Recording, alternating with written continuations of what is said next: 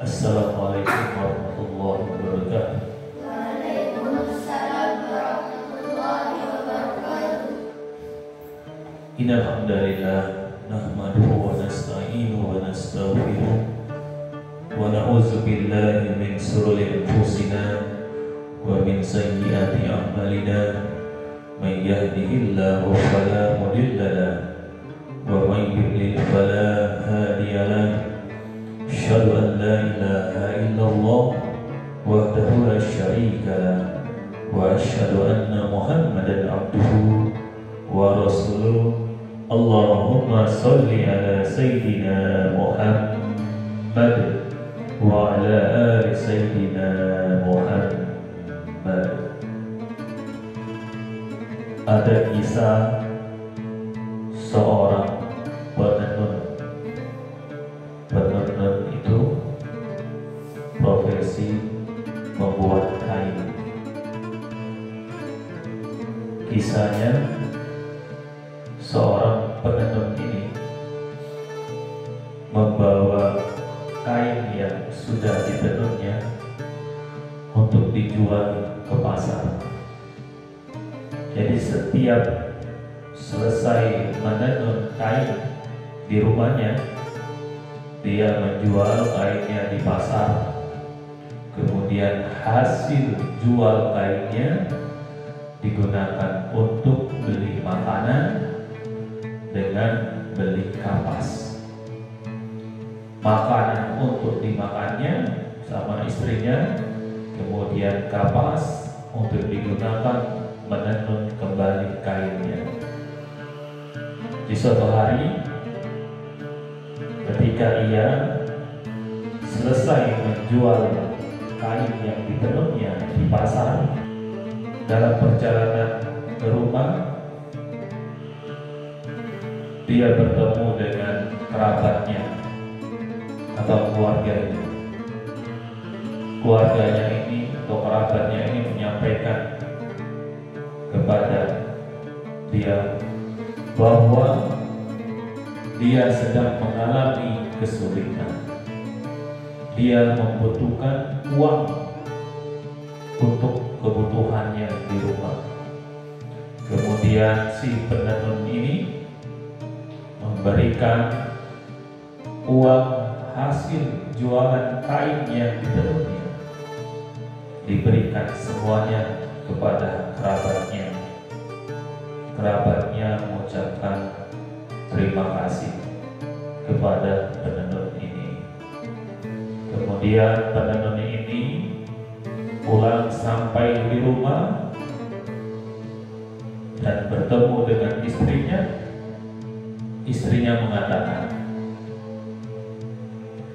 "Mana makanan dan kapas hasil jualan kain?" Kemudian si penenun ini menyampaikan, "Makanan dan kapas hari ini tidak saya beli karena uangnya sudah saya serahkan kepada kerabat saya yang sedang membutuhkan." Kemudian istrinya pun menjawab, "Bagaimana kita mau makan hari ini?" Kemudian si penenun ini menyampaikan kepada istrinya, "Di rumah kita ada sebuah guci yang bisa dijual. Guci itu akan saya jual ke pasar supaya kita bisa beli makanan." Kemudian si penenun ini ke pasar kembali, menjual gucinya di pasar. Dia menawarkan gucinya kepada orang-orang yang ada di pasar, tapi gucinya tidak laku.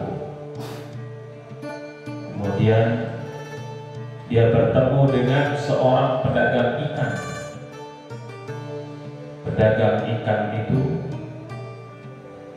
mengeluhkan bahwa ada ikannya, ada satu ikannya perutnya kembung, tidak laku dijual. Kemudian si penenun ini mengatakan kepada penjual ikan, maukah ikanmu yang kembung itu saya tukar dengan guci saya? Kemudian si pedagang ikan mengatakan, saya mau. Kemudian terjadilah pertukaran guci dengan ikan. Si penenun ini membawa ikannya, ikan kembungnya ke rumahnya dan menyampaikan kepada istrinya bahwa guci yang kita bawa, yang saya bawa tadi dari rumah, saya jual ke orang-orang di pasar tidak laku. Tapi ada pedagang ikan yang mau menukarkan ikan kembungnya yang tidak laku dengan guci kita. Kemudian istrinya menyampaikan kepada penenun itu, mau kita apakan ikan ini? Kemudian kata si penenun, ikan ini akan kita bakar. Sebelum dibakar, istrinya memotong ikan tersebut, perutnya dibelah. Ketika perutnya dibelah, keluarlah satu permata di dalam perut ikan kembung tersebut. Kemudian istrinya mengatakan kepada suaminya yang seorang penenun ini, Abi atau suamiku, alhamdulillah di dalam perut ikan ini ada permata. Kemudian si penenun atau suaminya ini membawa permata itu ke pasar untuk dijual. Dia menawarkan ke orang-orang pasar. Dan terakhir, permata itu laku dengan harga 70 dinar. Harga yang sangat mahal di zaman itu. Kemudian uang hasil dari penjualan permata itu dibawa pulang. Dalam perjalanan, si penenun ini bertemu dengan seorang pengemis. Si pengemis ini mengatakan kepada si penenun bahwa saya membutuhkan uang. Bolehkah saya meminta uang darimu? Kemudian si penenun ini memberikan setengah uangnya dari hasil penjualan permata tadi. Jadi kalau 70 dinar berarti setengahnya berapa? 35 dinar diberikan kepada pengemis. Kemudian 30 dinar lagi dibawanya ke rumah, disampaikan kepada istrinya. Insya Allah,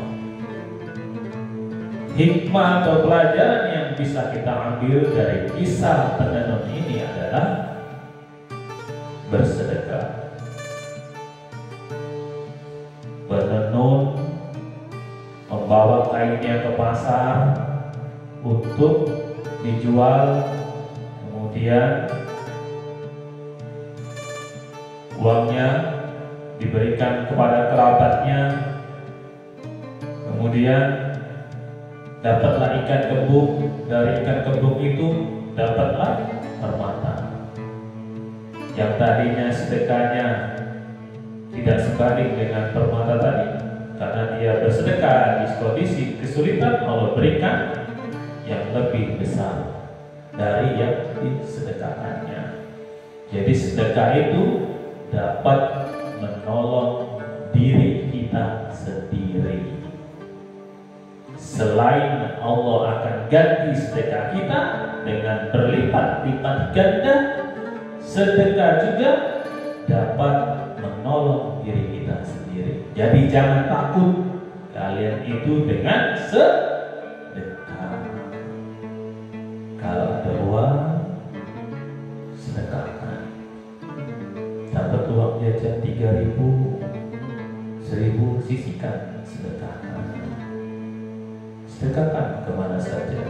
Ke kawan yang sedang kesulitan, sedekahkan ke masjid, sedekahkan ke yatim mandiri, boleh. Insyaallah sedekah kalian akan Allah balas dengan berlipat ganda dan dapat menolong diri kalian ketika sedang kesulitan. Demikianlah kisah yang bisa disampaikan, mudah-mudahan bermanfaat. Wassalamualaikum warahmatullahi wabarakatuh. Sallallahu